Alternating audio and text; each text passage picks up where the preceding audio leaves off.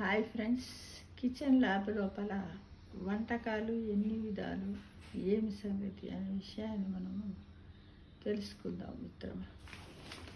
ఏంటంటే ఈరోజు తాలింపు నుంచి తందూరి దాకా అందరికీ తెలుసు కదా. తాలింపు తందూరి రొట్టెలు చాలా ఫేమస్ కాబట్టి వంటకాలలో అందులో ఎన్ని రకాలు ఉన్నాయి ఏంటి అనే దాని గురించి మనం తెలుసుకుందాం. తాలింపు నుంచి తందూరి దాకా.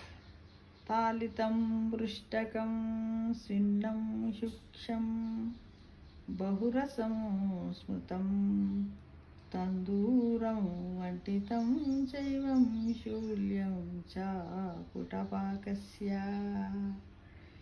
అంటే పాకశాస్త్ర గ్రంథాలలో వంటకాలకు తాలితము, బృష్టకము, స్వన్నము, స్విన్నము, శుష్కము, బహురసము, తందూరి, వంటితము, శూల్యము, పుటపాకము అని ఇలా అనేక పద్ధతులు ఉన్నాయట మిత్రం. ఇప్పటి వరకు ఇవి మనకి తెలియదు, అవునా? ఇప్పుడు తెలుసుకుంటున్నాం. ఇప్పుడు వాటి పేర్లను ఒకసారి గుర్తు చేసుకుందాం. తాలితము అంటే మనం ఏమంటాం, ఫ్రైయింగ్ అంటాం. ఇది 3 రకాలుగా ఉంటుంది. షాలో ఫ్రై అంటే కొద్దిగా నూనె వేసి తాలింపు గింజలు వేయించడం ఆరోగ్యానికి మేలు చేస్తుంది. డీప్ ఫ్రై సమోసాలు, వడలు, పూరీల లాంటివి ఎక్కువ నూనెలో వేయించడం. దీనివలన free radicals, free fatty acids ఆ వంటకంలో చేరుతాయి, ఆరోగ్యానికి హాని. పాన్ ఫ్రై అట్లు, దోశలు వంటివి పేనం మీద కొద్దిగా నూనె వేసి కాల్చడం. నూనె పరిమితంగా వాడితే ఆరోగ్యకరం, అంతేగా మరి. ఇక డ్రై రోస్టింగ్ నూనె లేకుండా వేరుశనగలు, జీలకర్ర లాంటి గింజల్ని లేదా ఆ ధాన్యాన్ని బాండీలో వేగించడం. అదే వేగించడం. అప్పట్లో మనకు మొక్కజొన్నలు, శనగలు, పల్లీలు, ఉలువలు ఇలాంటివి కూడా వేయించి మనం తినేవాళ్ళం కదా. రోస్టింగ్ అంటే బ్రెడ్, ఉల్లిపాయ ముక్కలు లాంటివి కొద్దిగా కాల్చడము. ఇది తేలికగా అరిగేలా చేస్తుంది. ఇక స్విన్ననం అంటే బాయిలింగ్, స్టీమింగ్ అన్నమాట. తగినన్ని నీళ్లు పోసి తక్కువ ఉష్ణోగ్రత వద్ద వండటం స్విన్నన్నం. ఉదాహరణ గంజివార్చిన అన్నం. ఇది ఆహారాన్ని అరిగేలా చేస్తుంది. స్టీమింగ్ అంటే ఇడ్లీ, కుడుముల వంటివి నీటి ఆవిరితో ఉడికించడము, వండడం. పోషకాలు పదిలంగా ఉంటాయి మిత్రమా.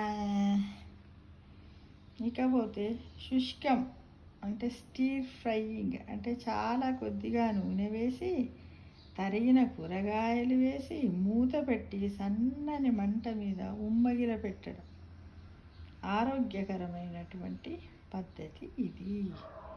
బహురసం సిమ్మరింగ్ ఎక్కువ నీళ్ళలో ఎక్కువ కూరగాయ ముక్కలు లేదా మాంసం వేసి ఉడికించిన పులుసు లాంటివి.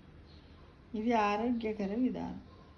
పాలలో బియ్యం వేసి పరమాన్నము కాయటాన్ని పోచింగ్ అంటారు. ఏమంటాం? పాలలో బియ్యం వేసి పరమాన్నము కాయటాన్ని పోచింగ్ అంటారు. కూరగాయల ముక్కలలో చింతపండు రసం పోసి పులుసు కూర ఉడికించడాన్ని కూడా స్టూయింగ్ అంటారు. స్టూయింగ్. ఇక తందూరం. ఈ పేరు పర్షియన్ భాష నుంచి వచ్చిందని చెప్తారు, కానీ సంస్కృతంలో తండకహ అంటే తులసి కోట లాంటి చిన్న స్తంభాకృతి అని అర్థం. ఈ ఆకారంలోని పొయ్యిలో మంట మీద నాన్, రోటీలను కాల్చే విధానాన్ని తందూరం అని పిలుస్తారట. ఈ పద్ధతిలో వండినవి తేలికగా అరుగుతాయట మిత్రమా. తేలికగా అరుగుతాయట. ఇక వంటితం అంటే బ్రైజింగ్. కొద్దిగా నూనె వేసి సన్నని సెగ అంటే బెండకాయ వేపుడు, చేమదుంపల వేపుడు లాంటివి వేగించే ప్రక్రియ. శూల్యం అంటే బరెక్యూ అంటారు దీన్ని. శూలానికి లేదా కడ్డీకి మాంసం ముక్కలు గుచ్చి మంట మీద కాల్చడం. ఇది బరెక్యూ వంట పద్ధతి. ఆది మానవుడు అనుసరించిన విధానం ఇది. మాంసము తేలికగా అరుగుతుంది. దీన్ని బీబీక్యూ అని, బాబీ అని ముద్దుగా పిలుస్తున్నారు. పుటపాకం, పిట్ బార్బిక్యూ. భూమిలో గుంట తీసి వంట పదార్థాలను కాల్చే విధానము పిత్తల కుండు పద్ధతి అంటారు. పిత్తల కుండు పద్ధతి. ఇన్ని పద్ధతులున్న సంస్కృతిలో ఈ వంటకాలన్నింటికి తగిన పేర్లు ఉన్నాయి. ఈ పదాలు తిరిగి మన వంటింట్లోకి రావాలంటే వాటి గురించినటువంటి అవగాహన మనందరికీ అవసరం కదా మిత్రమా.